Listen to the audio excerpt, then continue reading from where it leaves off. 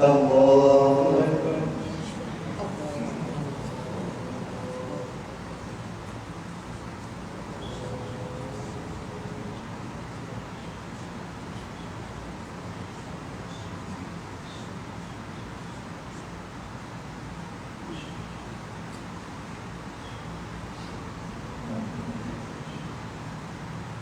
بسم الله الرحمن الرحيم.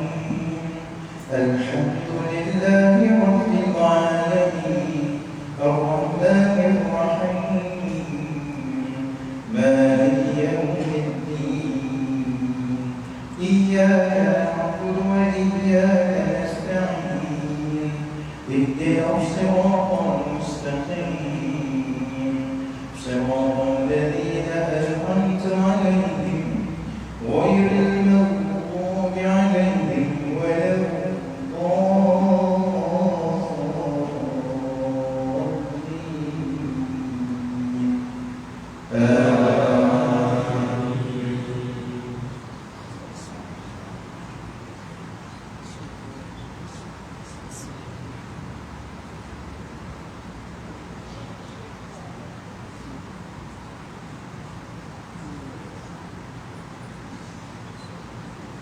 بسم الله الرحمن الرحيم.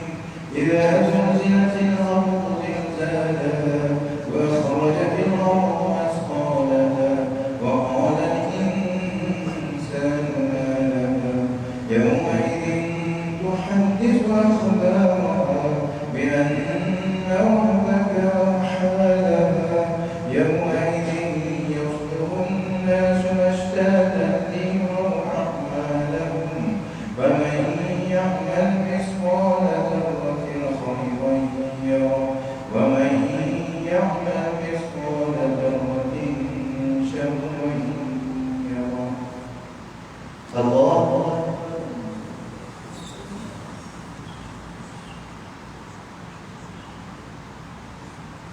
سمع الله لمن حمده.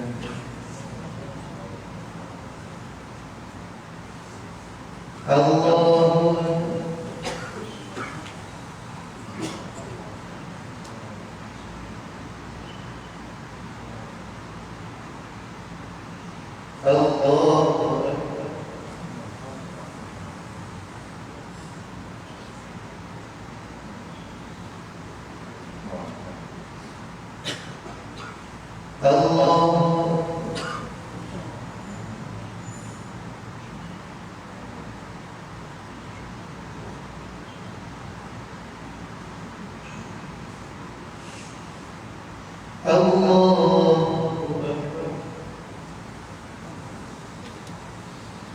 بسم الله الرحمن الرحيم.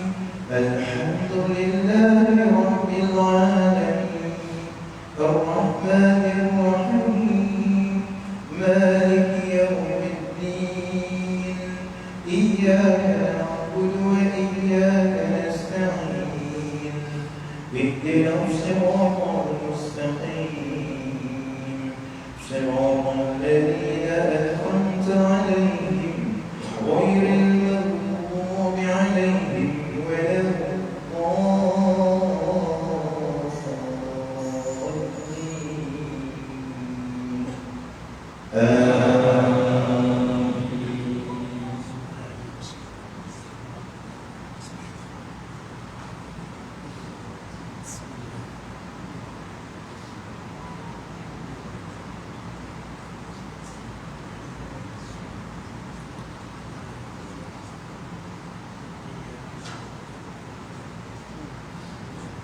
بسم الله الرحمن الرحيم. والعاديات ضبحا فالموريات قدحا فالمغيرات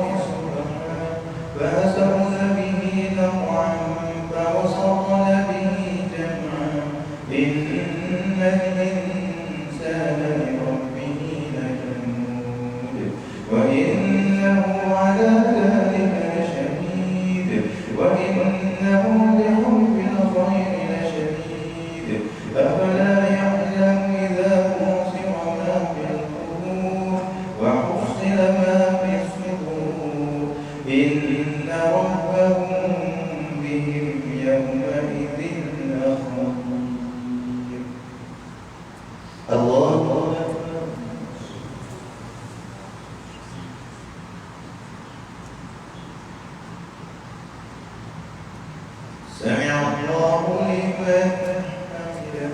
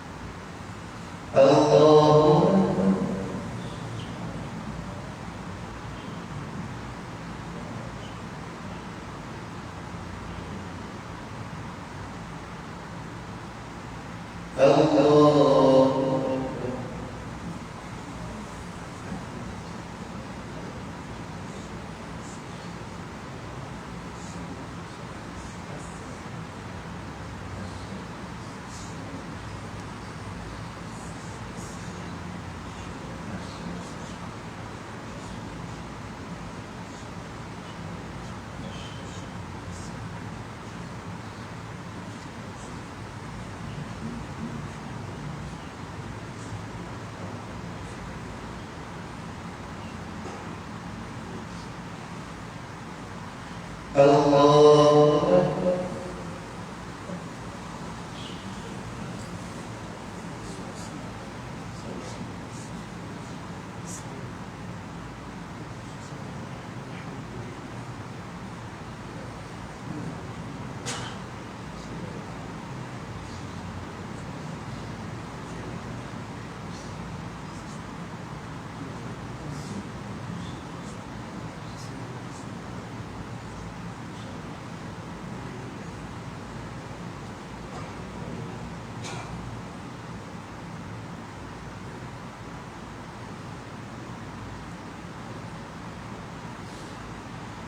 الله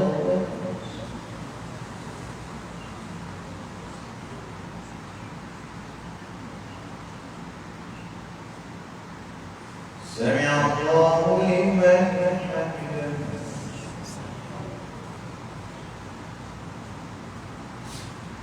الله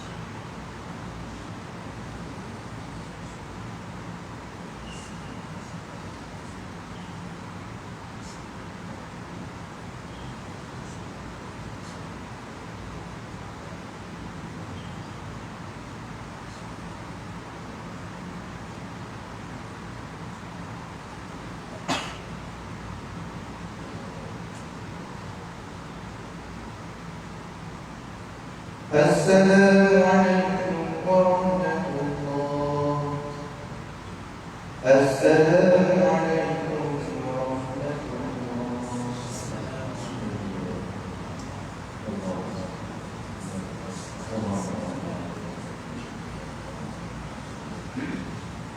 صلى الله عليه وسلم. صلى الله عليه وسلم.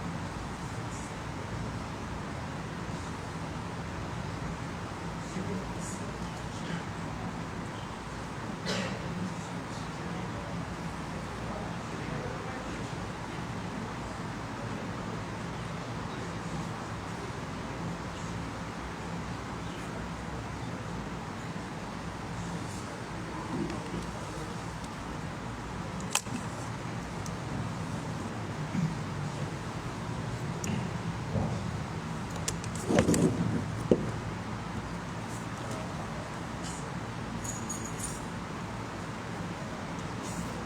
pakai kami mel. Senang sikit. Ini kami mel. Nampak saya pakai cat ni. Ni, dia apa sekarang? Okey. Okey, nak. Ayah je, elok. Boleh elok.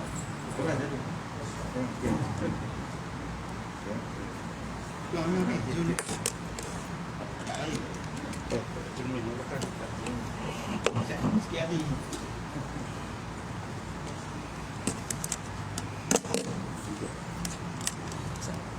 Oh, boleh lah.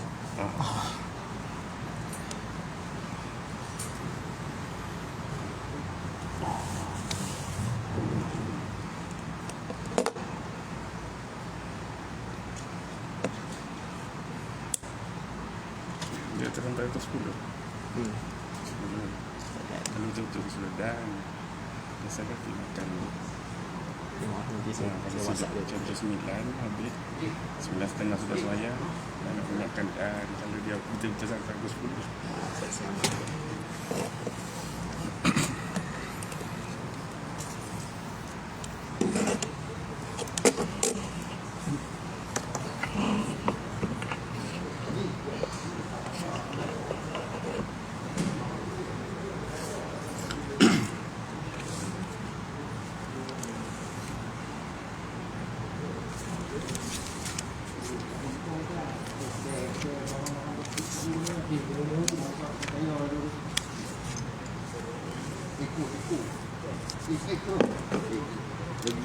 Audio. Dia baik. Okey.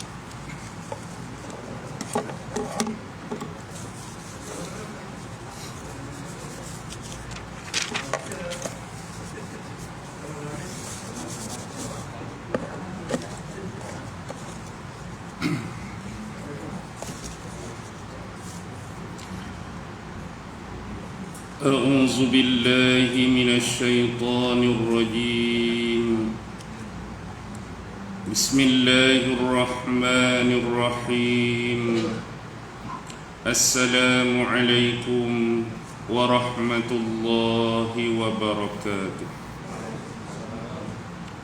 الحمد لله رب العالمين وبه نستعين على أمور الدنيا والدين والصلاة والسلام على أشرف الأنبياء والمرسلين وعلى آله وصحبه أجمعين سبحانك لا علم لنا إلا ما علمتنا إنك أنت العليم الحكيم قال رب اشرح لي صدري ويسر لي أمري واحلل عقدة من لساني يفقه قولي اللهم يسر ولا تعسر اللهم صل على سيدنا محمد وعلى آله وصحبه وسلم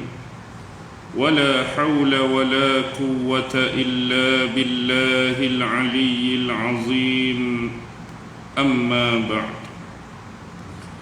الحمد لله syukur kehadrat Allah subhanahu wa ta'ala kerana dengan limpah kurnia rahmat kasih sayang dan inayah daripada Allah subhanahu wa ta'ala alhamdulillah pada malam ini sekali lagi kita sama-sama dapat dipertemukan oleh Allah dan mudah-mudahan pertemuan pada malam ini senantiasa diberkati dan dirahmati dari sisinya insya-Allah. Tuan-tuan, puan-puan, hadirin hadirat, muslimin muslimat yang dirahmati sekalian. Marilah sama-sama kita membaca, merenung, menghayati dan mentadabbur sepotong ayat yang difirmankan oleh Allah Subhanahu wa taala di dalam surah Yusuf yaitu merujuk ayat yang ke-21, yang mana Allah Subhanahu wa ta'ala berfirman, A'udzu billahi minasy syaithanir rajim. Wa qala alladhi ishtarahu min Misr limra'atihi akrimi maswahu asa an yanfa'ana aw nattakhidhahu walada. وَكَذَلِكَ مَكَّنَّا لِيُوسُفَ فِي الْأَرْضِ وَلِنُعَلِّمَهُ مِنْ تَأْوِيلِ الْأَحَادِيثِ وَاللَّهُ غَالِبٌ عَلَى أَمْرِهِ وَلَكِنَّ أَكْثَرَ النَّاسِ لَا يَعْلَمُونَ. Surah Yusuf ayat 21. Di dalam ayat ini Allah Subhanahu wa ta'ala berfirman, wa qala alladhi ishtarahu min Misr limra'atihi, yang mana pada permulaan ayat ini saya sudah bahaskan di dalam kuliah yang lalu, dan insya-Allah kita menyambung ayat yang keseterusnya. Tetapi secara sepintas lalu, permulaan ayat ini menceritakan tentang kisah seorang lelaki daripada Mesir yang telah membeli Nabi Allah Yusuf alaihi salam, yang mana dikatakan lelaki tersebut bernama Kitfir, ataupun ada riwayat yang menyebut Kutfir. Bahkan ada juga pandangan lelaki tersebut bernama Itfir bin Ruhai. Ada ulama yang mengatakan Itfir bin Ruwaihab, yang mana berkedudukan sebagai wazir, iaitu menteri perbendaharaan negara Mesir pada ketika itu. Dan lelaki yang telah menjual Nabi Allah Yusuf alaihi salam kepada pembesar Mesir tersebut ialah Malik bin Du'ar, ataupun nama penuh dia Malik bin Du'ar bin Buwai bin Unuqa bin Madian bin Ibrahim alaihi salam. Dan pada malam ini kita akan menyambung apa yang diwasiatkan, apa yang dipesan oleh pembesar daripada negeri Mesir kepada ahli keluarganya, iaitu kepada isterinya, dengan lafaz akrimi maswahu, iaitu berikanlah kepadanya tempat dan kedudukan yang baik. Yang dimaksudkan tempat dan kedudukan yang baik ialah dia meminta kepada ahli keluarganya supaya memberikan kepada Nabi Yusuf kedudukan yang baik, makanan-makanan yang baik, minuman-minuman yang baik, serta pakaian dan peralatan yang diperlukan oleh Nabi Allah Yusuf secara baik. Dengan kata lain, pembesar daripada Mesir tersebut melakukan perkara yang dikatakan sebagai belas dan ihsan terhadap Nabi Allah Yusuf alaihi salam dengan menumpahkan segala penuh kasih sayang dan rasa cinta kepada Nabi Allah Yusuf alaihi salam yang telah diangkatnya sebagai seorang anak di sisinya. Baik, kalau kita melihat kalimah maswahu, maswahu dalam bahasa Arab adalah berasal daripada kalimah sawabil makan. Sawabil makan bermaksud bermukim ataupun bertempat tinggal di sesuatu tempat ataupun kawasan, yang mana Nabi Allah Yusuf diberikan kedudukan oleh Allah Subhanahu wa ta'ala. Asa an yanfa'ana aw nattakhidhahu walada. Mudah-mudahan dia dapat memberikan manfaat kepada kami, ataupun kami mengangkatnya sebagai seorang anak. Baik, perkataan daripada mudah-mudahan ataupun semoga dia dapat memberikan manfaat kepada kami adalah semoga dengan menjadikan Nabi Allah Yusuf alaihi salam ini sebagai salah seorang daripada ahli keluarga mereka, yang mana Nabi Allah Yusuf ini dapat membantu sebahagian daripada tugas-tugas harian mereka sekiranya dia mempunyai kemahiran dan kemampuan. Au nattakhidahu walada, ataupun kita mengangkatnya sebagai seorang anak.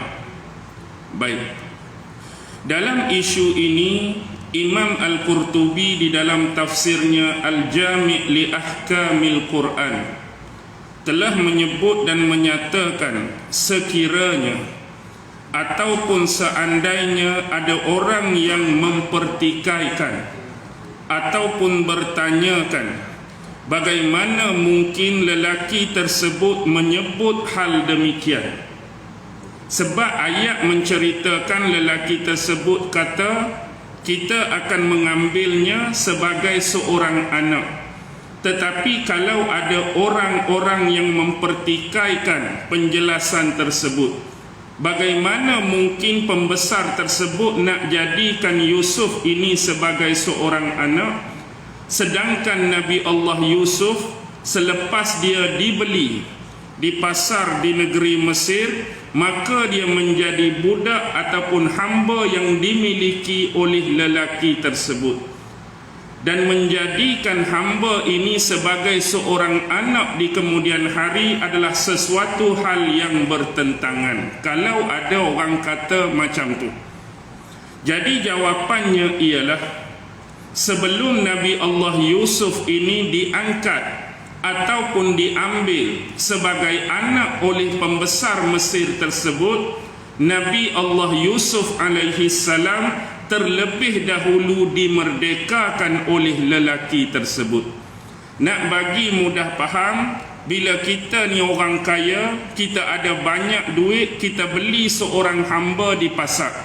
Jadi automatik bila berlaku urusan jual beli, hamba tersebut, budak tersebut jadi milik kita. Tetapi untuk kita angkat dia sebagai seorang anak, maka terlebih dahulu hamba atau budak yang kita beli tadi, kita merdekakan dia. Dia dah jadi seorang manusia yang merdeka, kemudian barulah kita ambil, angkat dia sebagai seorang anak. Dan hal tersebut adalah merupakan suatu perkara yang biasa dalam kepelbagaian suku-suku yang ada pada waktu tu. Dia tak jadi satu keaiban, dia tak jadi satu masalah. Dan kalau kita melihat kepada sejarah awal Islam sekalipun, Rasulullah sallallahu alaihi wasallam juga mempunyai seorang anak angkat yang asalnya adalah seorang hamba, iaitu sahabat besar Zaid bin Harisah. Yang mana Zaid ni pada awalnya sebelum Nabi berkahwin dengan Khadijah, dia adalah hamba kepada Khadijah, Zaid ni. Jadi bila Rasulullah berkahwin dengan Khadijah, maka Khadijah menghadiahkan Zaid kepada Nabi supaya dia ni berkhidmat dan menolong Nabi. Tetapi di kemudian hari Nabi memerdekakan dia. Hak asalnya dia tu hamba, Nabi merdekakan dia, kemudian ambil dia sebagai anak angkat Nabi. Yang tu pun dah berlaku di awal Islam. Jadi terbatallah pertikaian yang mengatakan hal demikian terhadap isu Nabi Allah Yusuf alaihi salam. Baik, berkaitan dengan pengangkatan sebagai anak angkat, ada satu pandangan daripada Abdullah ibnu Abbas. Imam Al-Qurtubi menyebutkan di dalam tafsir beliau, sesungguhnya di waktu itu lelaki tersebut bersama isterinya masih belum lagi dikurniakan oleh Allah walaupun seorang anak. Hak kata pembesar hak beli dia tadi dengan bini dia, isteri dia tu, waktu beli Nabi Yusuf tu Allah tak bagi anak lagi walaupun seorang. Sebab itulah bila beli Nabi Yusuf, mereka angkat Yusuf jadi anak mereka. Dan ada juga pandangan yang kedua yang dibawa oleh Imam Al-Qurtubi, iaitu daripada Muhammad bin Ishaq, yang mana Muhammad bin Ishaq mengatakan bahawa Kitfir, nama lelaki hak beli Nabi Yusuf tu, tidak pernah melakukan hubungan badan dengan wanita ataupun isterinya dan tidak pernah memiliki anak. Kenyataan daripada Muhammad bin Ishaq ini ada disebutkan dalam tafsir yang lebih awal, iaitu tafsir Imam At-Tabari, kitabnya yang bernama Jami'ul Bayan. Baik, seterusnya ada juga pandangan daripada Abdullah ibnu Mas'ud. Abdullah ibnu Mas'ud menyatakan ada 3 orang, yang mana 3 orang ini mempunyai firasat yang paling baik. Abdullah ibnu Mas'ud ni sahabat Nabi, yang mana dia cukup terkenal dengan sahibun na'lah, gelaran dia, iaitu orang yang menjadi tukang bawa capal Nabi, selipar Nabi. Dan dia jugalah yang selalu mencari kayu sugi bagi pihak Nabi.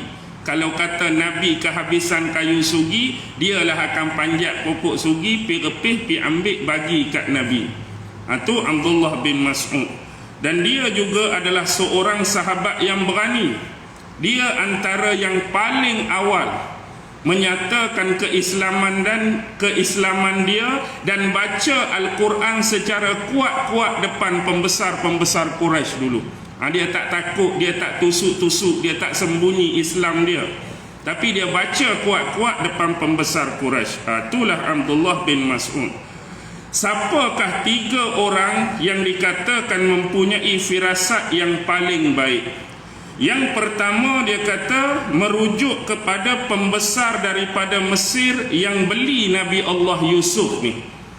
Daripada perkataan dia tadilah berkemungkinan dia dapat memberikan manfaat kepada kita ataupun kita mengambilnya sebagai seorang anak. Ini adalah merupakan firasat. Maksud firasat ni benda duduk di depan, kita tak tahu apa nak jadi kat depan. Tapi daripada perkataan dia, bila dia tengok Yusuf ini, mungkin Yusuf ni boleh memberi ataupun mendatangkan manfaat dalam keluarga dia, dan nak angkat Yusuf ni jadi sebagai seorang anak.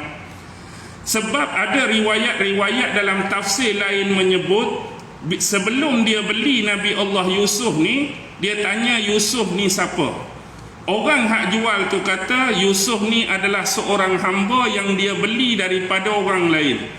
Bila melihat kepada wajah dan rupa Yusuf, seolah-olah dia mempertikaikan, kalaulah rupa Yusuf ni macam ni, perwatakan dia macam ni, aku yakin dan percaya dia ni bukan seorang hamba. Tapi dia lebih daripada tu. Walaupun kamu kata dia hamba, nak jual ke aku sebagai hamba, tapi tengok muka Yusuf ni bukan keluarga orang hamba. Muka lagu ni, pattern lagu ni. Itu antara beberapa riwayat yang disebutkan. Yang kedua, yang paling baik firasat dia ialah anak perempuan Syuaib, yang mana dalam Al-Quran dalam surah Al-Qasas menceritakan waktu Nabi Musa dahulu pernah melakukan kesilapan, dia pergi tertumbuk seorang lelaki bangsa Kipti secara tak sengaja. Akibat ataupun ekoran tertumbuk, sekali tumbuk mati terus kawan tu, Nabi Musa tumbuk. Jadi akibat peristiwa tu, Nabi Musa melarikan diri buat sementara waktu ke negeri Madian. Sampai di negeri Madian tu, dia singgah di bawah sepohon-pohon, ada pokok di situ. Jadi di dekat kawasan tersebut ada sebuah telaga.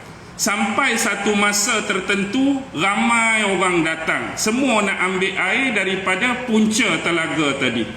Tapi yang orang perempuan ni duduk jauh-jauh, tunggu orang lelaki settle dulu, orang lelaki ambil air dulu. Tujuan mereka ambil air ni untuk kegunaan sendiri dan bagi minum kepada haiwan-haiwan gembalaan mereka. Jadi Nabi Musa tanya kepada perempuan tersebut, pasal apa duduk jauh-jauh tak pi masuk tempat ramai-ramai berebut air tu? Dia kata sebab lelaki ni tubuh besar-besar, gagah-gagah. Habis depa dulu barulah kami ni pi ambil air. Tapi biasanya ambil air hak ujung-ujung ni dapat air yang tak berapa baik dah. Air yang keruh, air yang tak elok, bercampur tanah dan selut. Jadi mengenangkan kasihan kepada wanita tadi, Nabi Musa pun pi dalam ramai-ramai. Jadi bila ramai-ramai ni tengok air besar tubuh, sedap tubuh ni, buka jalan bagi ruang dekat Nabi Musa. Jadi Nabi Musa ambil air tu untuk tolong bagi dulu, bagi awal dekat wanita yang sebelum ni sentiasa lewat tadi. Jadi bila kawan ni balik awal, bapak ni tanya, pasal apa hari ni balik awal? Selalu hari-hari memang balik lewat. Dia pun ceritalah lebih kurang ada seorang pemuda yang gagah perkasa apa semua ni, tolong kami. Kamu salah seorang pi jemput dia, datang rumah kita nak ucap terima kasih. Jadi pilah. Jadi Nabi Musa suruh perempuan ni berjalan dahulu di depan, tunjuk jalan. Ni tempat orang kan, kita tak tahu. Di tengah jalan tu tiba-tiba mari angin sampai terselaklah sedikit kain wanita tersebut sehingga menampakkan betis dia. Jadi untuk jaga hal tersebut, menahan pandangan, Nabi Musa kata biar akulah duduk depan. Tapi kalau aku tersilap jalan, kamu tunjuk, ni bukan jalan, kok ni, aku duduk depan. Aku duduk belakang, takut jadi macam tadi. Jadi bila sampai di sana, dia cerita dekat bapak dia dalam ayat yang ke-26 tu. Surah Al-Qasas boleh tengok perkataan anak perempuan Syuaib tu. Qalat ihdahuma ya abati istajir inna khaira man istajartal qawiyyul amin. Berkata salah seorang daripada anak perempuan Syuaib, wahai bapakku, ambillah dia sebagai seorang yang bekerja untuk kita. Sesungguhnya yang paling baik untuk mengambil seseorang yang bekerja untuk kita, al-qawiyyul amin, seorang yang kuat lagi terpercaya. Jadi itu adalah firasat perempuan Syuaib. Yang ketiga ialah firasat Saidina Abu Bakar, yang mana ketika hujung-hujung kehidupan Saidina Abu Bakar, dia telah melantik Saidina Umar sebagai pengganti beliau sekiranya beliau wafat. Jadi Abu Bakar ni khalifah pertama Islam, tapi dia mewasiatkan supaya kalaulah dia meninggal, yang jadi pengganti dia ialah Saidina Umar. Baik, di sini adanya pertentangan daripada hal tersebut dikemukakan oleh imam. Ada seorang imam pengarang kitab Ahkamul Quran, iaitu Imam Ibnu Arabi. Jadi Ibnu Arabi ni bukan Ibnu Arabi hak tasawuf tu, hak fususul hikam tu, ni Ibnu Arabi lain. Jadi dalam kitab dia Ahkamul Quran, dia mengatakan bagaimana boleh ulama-ulama mufassirin sepakat membawakan asar ini. Sebab asar ini adalah sesuatu yang bertentangan untuk dikatakan sebagai firasat. Kerana dia mengatakan firasat ini adalah satu ilmu yang asing dan tersendiri, sebagaimana yang disebutkan dalam surah Al-Hijr. Tapi dia bangkang dua daripada tiga perkara tersebut. Hak dia betul-betul bersetuju sebagai firasat ialah yang nombor satu. Hak pembesar Mesir beli Nabi Yusuf. Jadi dia tak tahu ni alah ke depan nak jadi apa. Tu baru betul-betul firasat. Tetapi kes nombor dua, hak kata anak perempuan Syuaib tu bagaimana nak dikatakan itu sebagai firasat, sebab dia telah melalui pengalaman yang tersendiri. Dia nak kata Nabi Musa ni kuat, bukannya firasat, sebab dia tengok sendiri Nabi Musa kuat, lagu mana ambil ayat tu. Tu bukan firasat, memang tengok depan mata. Weh, kuat dia ni ambil ayat. Nak kata dia tu jujur dan terpercaya sebab dia lalui masa berjalan tadi. Bila terselak kain kawan ni, tak apalah saya duduk depan. Benda tu dah jadi dalam pengalaman dia. Hak kata firasat ni benda tu tak jadi dengan kita, kita sebut benda tu. Tu baru firasat. Jadi dia bangkang hak nombor 2 ni sebagai firasat, tetapi lebih kepada pengalaman yang telah dilalui. Ni kita tak boleh kata firasat. Begitu juga yang nombor 3, bagaimana nak mengatakan Saidina Abu Bakar berfirasat terhadap kepimpinan Saidina Umar yang keseterusnya, kerana zaman hidup Saidina Abu Bakar dia sentiasa bersama dengan Saidina Umar. Dia boleh lihat sendiri kepimpinan Umar lagu mana, ilmu Umar lagu mana, kebolehan Umar lagu mana, kemahiran Umar lagu mana. Jadi sepanjang pengalaman dia lalui dengan benda-benda yang disebutkan tadi, barulah dia lantik Saidina Umar. Dia tengok dah, nak kata firasat lagu mana benda tu. Lalu hak firasat ni mari orang lain hak tak kenal. Aku tengok gaya dia ni boleh jadi, kita tak kenal lagi, aku nak lantik dia. Bolehlah nak kata firasat sebab kita tak pernah kenal dia, tak berkenalan dengan dia, tak tahu dia lagu mana. Tu adalah bangkangan daripada Imam Ibn Arabi dalam kitab dia Ahkamul Quran. Dia juga ada hujah dan dalil yang logik untuk kita terima. Baik, berkenaan firasat ni sebenarnya bukan 3 orang ni saja. Banyak lagi kisah-kisah ulama-ulama ataupun orang-orang yang berfirasat. Cuma dibawa mengenai kes pendapat Ibnu Mas'ud ni, dia awak mari 3 ni. Contoh, imam mazhab kita, Imam Syafi'i, juga seseorang yang mempunyai firasat dan pandangan yang tajam. Imam Syafi'i ni dia belajar ilmu banyak jenis, cuma dia terkenal dengan ilmu fiqh. Imam Syafi'i juga terkenal dalam bidang kedokteran, sehingga kan doktor-doktor pada zaman dia mengagumi kehebatan ilmu kedokteran Imam Syafi'i. Begitu juga dengan ilmu perbintangan, ilmu nujum yang dipelajari oleh Imam Syafi'i. Pernah diriwayatkan, dikatakan bahawa Imam Syafi'i ini dia punya seorang sahabat, dia punya seorang kawan.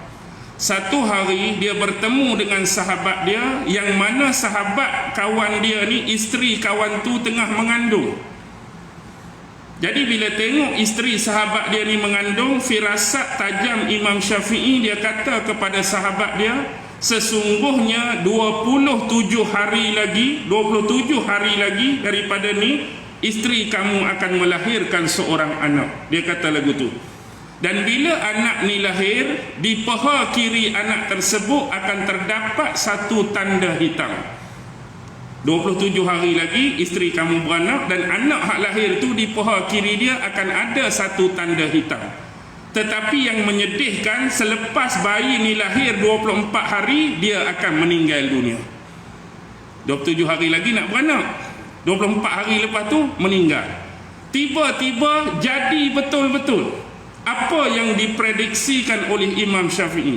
27 hari lepas tu beranak sungguh kawan tu, dan ada tanda hitam pada paha kiri anak dia. 24 hari meninggal sungguh. Selepas itulah Imam Syafi'i dia tak mau dah berfirasat pada orang, dan kemudian dia membakar kitab-kitab tentang hal tersebut. Dia bakar kitab-kitab tentang hal tersebut, takut jadi lagi. Bahaya benda ni jadi sungguh ni. Jadi sungguh. Dia hak jadi sungguh tu tak apa. Agak-agak lepas jadi sungguh tu orang tak mai dah jumpa kita. Tu bahayanya. Contohlah kita kata, Ustaz, anak saya ni ada ambil periksa UPSR tahun ni, jadi saya berfirasat anak hang ni dapat 5A. Tiba-tiba 5A sungguh. Dia tak berhenti situ. Dia kata sukanya Ustaz habaq hari tu 5A sungguh. Dia tak berhenti. Lepas tu mari anak dia nak SPM, dia bawa pula agak-agak ni SPM lagu mana Ustaz. Tu mungkin kebetulan je. Lepas tu tak kena, kita pula yang letih. Kalau tanya Abang Hussein pula lagu mana ni, saya tengok masa depan Abang Hussein ni kahwin seorang lagi. Bila kita kata kahwin seorang lagi tu, agak-agak dia berhenti setakat tu dah. Dia mari tanya senyap-senyap, agak-agak tahun bila, tarikh bila tu saya kahwin seorang lagi tu. Dia mari lagu tu pula. Tu contoh lah kan, dia tak berhenti lah.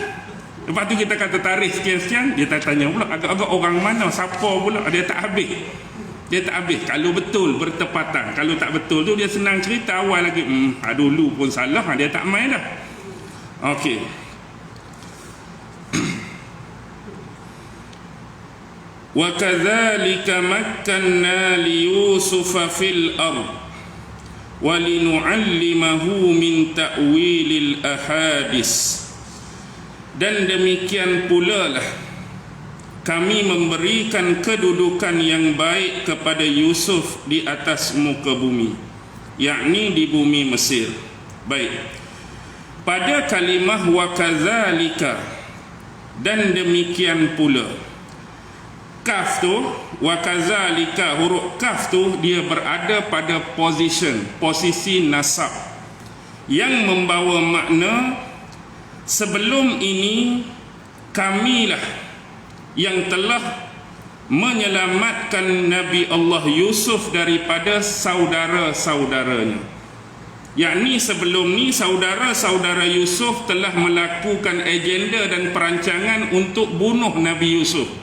Walaupun Allah telah memalingkan niat bunuh Yusuf itu dengan cara membuang Nabi Yusuf dalam sumur atau telaga. Tapi sebelum ni kami menyelamatkan Yusuf daripada saudara-saudaranya.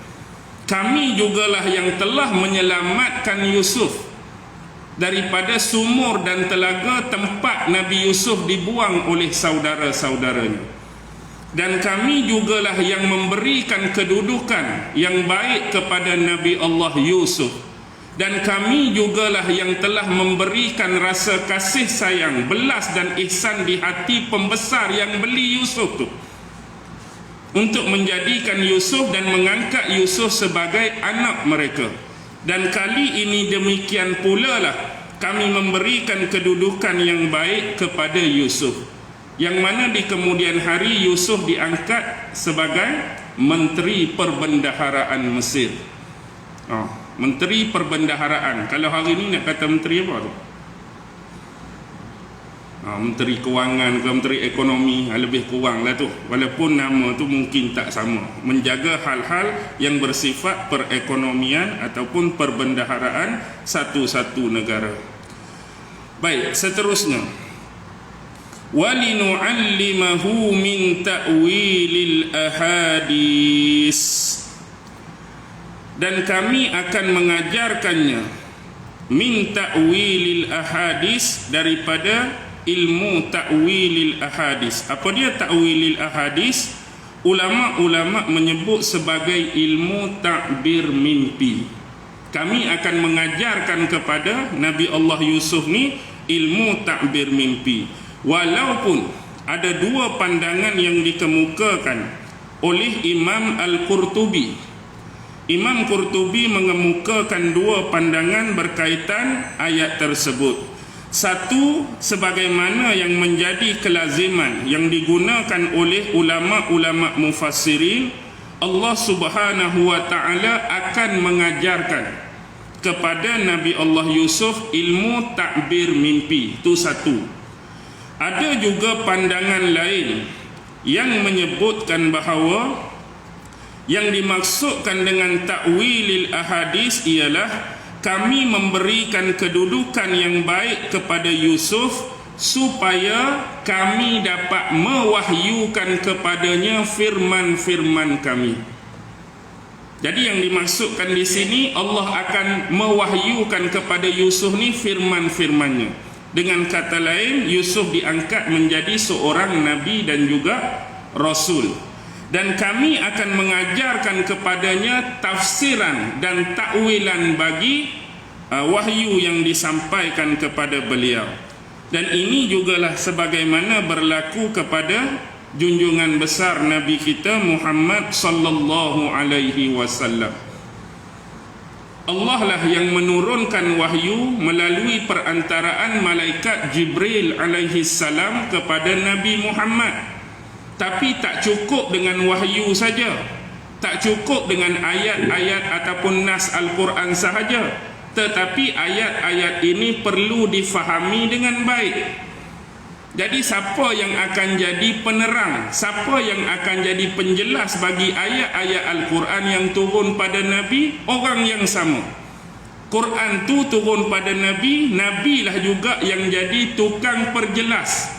Tuhan memberikan penjelasan bagi ayat-ayat. Contoh ayat ni turun, Nabi akan tafsirkan ayat ni, bagi tahu dekat sahabat. Nabi akan perjelaskan ayat ni tujuan dia kepada sahabat. Begitu jugalah dengan nabi-nabi yang lain. Sebagaimana yang disebutkan tadi, kami akan mewahyukan kepada Yusuf dan memberikan penjelasan kepadanya dari sudut tafsir dan takwilnya. Baik, seterusnya. Wallahu ghalibun ala amrih. Dan Allah lah yang berkuasa terhadap setiap urusan-urusannya. Allah lah yang berkuasa terhadap setiap urusannya. Baik, di sini ada perbezaan pandangan dan khilaf di kalangan ulama. Pertama ialah tentang pembahasan kalimah ataupun lafaz amrih tu, urusannya. Allah berkuasa ke atas setiap urusannya. Ha yang baris bawah hi itu, dhamir tu kembali kepada siapa? Jadi pandangan yang pertama menyebut dhamir hi itu kembali kepada Allah. Pandangan yang kedua menyebut dhamir itu kembali kepada Nabi Allah Yusuf. Jadi lagu mana kita nak faham antara kedua-dua dhamir tersebut macam ni? Pertama kita ambil pandangan pertama, hi itu dhamir kembali kepada Allah. Jadi ayat dia akan berbunyi wallahu ghalibun ala amrihi. Allah berkuasa terhadap setiap urusannya. Nya tu kembali kepada Allah. Dengan kata lain, tidak ada sesuatu pun ataupun tidak ada makhluk pun yang dapat menguasai Allah dalam setiap urusannya. Bahkan Allah sendirilah yang berkuasa ke atas tiap-tiap ataupun segala urusannya. Hanya dengan menyebutkan kalimah kun fayakun. Jadi maka jadilah dia. Itu yang pertama. Jadi yang pertama ni menunjukkan keumuman. Manakala pandangan yang kedua lebih bersifat kekhususan. Bila kata dhamir, kata ganti nama tadi, kembali kepada Yusuf, dia akan jadi bunyi macam ni. Wallahu ghalibun ala amrihi. Dan Allah berkuasa.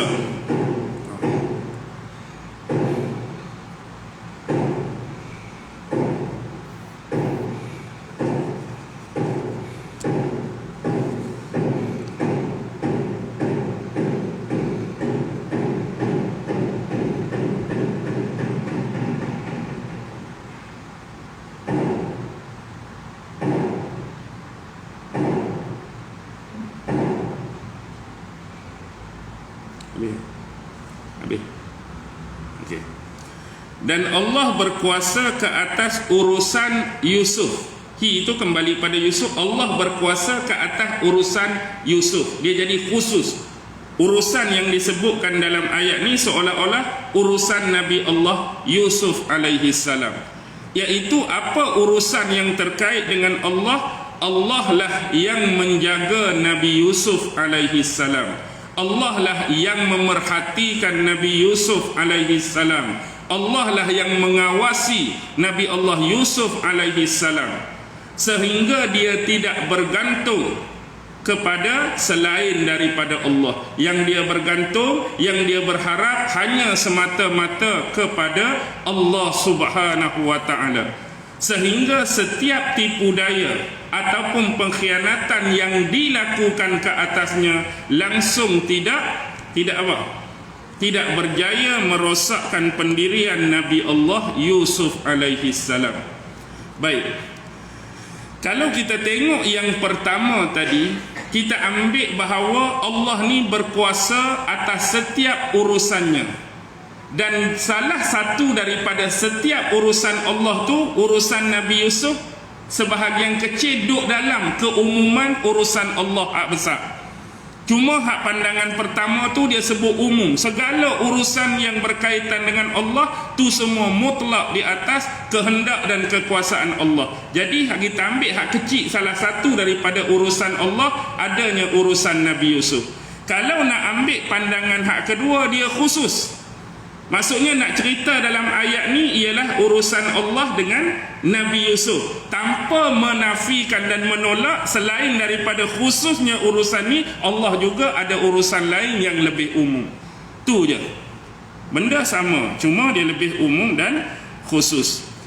Dan dalam menanggapi ayat ini, Imam Qurtubi mengatakan bahawa sesungguhnya Allah Subhanahu wa ta'ala berkuasa ke atas setiap urusannya. Dia sebut cerita-cerita, dia riwas apa yang pernah berlaku kepada Nabi Allah Yusuf sebelum ni. Contoh banyak dia sebut, panjang. Tapi saya sebutkan beberapa perkara yang dibawa oleh Imam Qurtubi dalam tafsir dia. Jadi berpaksikan kepada ayat tadi, dia memang memulakan dengan wallahu ghalibun ala amrih.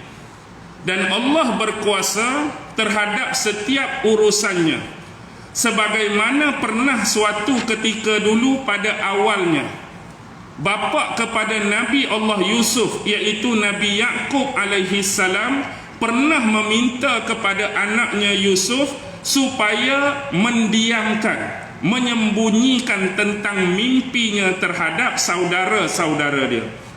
Dulu awal-awal cerita Nabi Yusuf di depan tu, Nabi Yusuf bermimpi. Dalam mimpi Nabi Yusuf tu, Nabi Yusuf lihat apa? Ada 11 bintang. 11 bintang, matahari dan bulan tunduk sujud kepada Nabi Yusuf. Jadi Nabi Yusuf cerita pasal mimpi dia kepada bapa dia. Jadi bapa dia pesan, jangan cerita mimpi ni pada orang lain, lebih-lebih lagi pada saudara-saudara kamu. Tetapi atas kehendak Allah jugalah, atas urusan Allah jugalah, sampai Nabi Yusuf sendiri menceritakan hal tersebut kepada saudara-saudara dia. Padahal kalau kita kira bapa dia pesan dah jangan cerita, tapi atas urusan dan kehendak Allah jadi tercerita juga hal tersebut pada adik-beradik, sehinggakan mereka berkeinginan untuk membunuh Nabi Allah Yusuf dan melakukan pengkhianatan terhadap beliau. Itu satu. Yang kedua disebutkan Allah juga berkuasa di atas urusannya, yang mana ketika mereka mengkhianati Nabi Allah Yusuf, mereka pulang kepada bapa mereka pada waktu malam. Di dalam ayat waja'u abahum isya'an yabkun, mereka mendatangi bapa mereka. Quran prediksikan waktu mereka jumpa bapa mereka tu, mereka buat tu siang, tapi malam tu balik. Tapi Allah cerita waja'u abahum isya'an, waktu isya, yang kita nak sebut waktu isya tu, yabkun, dalam keadaan menangis. Tapi tangisan tu tangisan apa? Real tangisan ke tangisan buaya? Air mata buaya lah, air mata bohong. Seolah-olah bersedih bahawa adik ni kami terleka, kami terlalai, kami tak jaga dia betul-betul, sehingga adik kami ni dapat dimakan oleh serigala. Apa bukti adik kamu dimakan oleh serigala? Ni bapa buat balik baju Nabi Yusuf, dan baju tu pula ada tumpukan darah. Bukti dia ni kena gigit, kena kekah dekat serigala. Tetapi Allah jugalah yang berkuasa atas urusannya, sehinggakan Nabi Yaqub tidak tertipu dengan air mata buaya dan pembohongan mereka. Mereka buat tu berhati-hati dah, tetapi kesilapan hak paling besar ialah baju tu elok saja ada darah, tapi tak ada kesan koyakan. Dah kata serigala makan, mestilah baju tu akan terkoyak. Ni baju tu elok, darah saja ada. Darah tu pun tipu, darah tu pun palsu. Secara logika dan rasional, seolah-olah betapa cerdiknya serigala hak makan Yusuf tu. Bila dia tangkap Nabi Yusuf, dia tanggal dulu baju Nabi Yusuf. Seolah lagu tu lah. Dia ni jenis serigala pesen lain, serigala educated punya. Dia tanggal baju Nabi Yusuf, baru dia tekan Nabi Yusuf. Jadi pula dah terkam Nabi Yusuf di sini, bagaimana darah boleh ada di baju? Ni kata educated ni. Jadi siap makan, ya lah. Jadi tak koyaklah contoh ni lawak. Tapi nak habaknya seolah lagu tu. Jadi pembohongan besar. Jadi Allah jugalah yang berkuasa atas urusan dia sampai pembohongan tu jelas di mata Nabi Allah Yaqub alaihi salam. Sehingga kan ada dalam ayat disebutkan, janganlah kamu memandang baik perkara buruk yang dilakukan oleh kamu. Sesungguhnya kesabaran yang baik adalah kesabaran aku terhadap Allah, terhadap apa yang menimpa diri aku. Dan Allah juga berkuasa terhadap urusannya. Apa dia? Sehinggakan niat mereka tu nak menjauhkan Yusuf daripada bapa mereka, nak menghilangkan ingatan bapa mereka terhadap Yusuf. Tetapi yang terjadi sebaliknya, walaupun Yusuf benar-benar dah tiada pada depan bapa mereka, penglihatan bapa mereka, bukanlah menghilangkan ingatan bapa mereka terhadap Yusuf. Alang-alang anak aku dah makan serigala, dah jauh tak tahu ke mana, aku pun tak berapa nak ingat. Tetapi kuasa Allah juga yang menjadikan selepas peristiwa itu, bukan kata dia hilang ingatan atau tak mau lupakan Yusuf, tetapi makin teringat, tetapi makin rindu kepada Yusuf. Tak berjaya juga rancangan kita. Rancangan kita nak jauhkan Yusuf dengan bapa, lepas tu hilang ingatan bapa terhadap Yusuf. Tapi dengan hilang tu makin kuat Nabi Yaqub teringat kat Nabi Yusuf. Dan Allah juga berkuasa terhadap setiap urusan dia, iaitu menjadikan mereka, niat mereka pada awalnya setelah buat perbuatan tersebut, mereka nak kembali bertaubat. Tu hebat mereka. Sebelum lagi mereka buat terhadap Yusuf tu, mereka rancang kita akan buat macam ni, kita akan buat macam ni. Tapi lepas kita buat tu, kita akan kembali bertaubat. Mereka dah ada niat nak bertaubat, tetapi apa yang jadi, Allah telah melupakan taubat mereka dan mereka terus menerus melakukan dosa sehingga tempoh yang cukup lama, 70 tahun.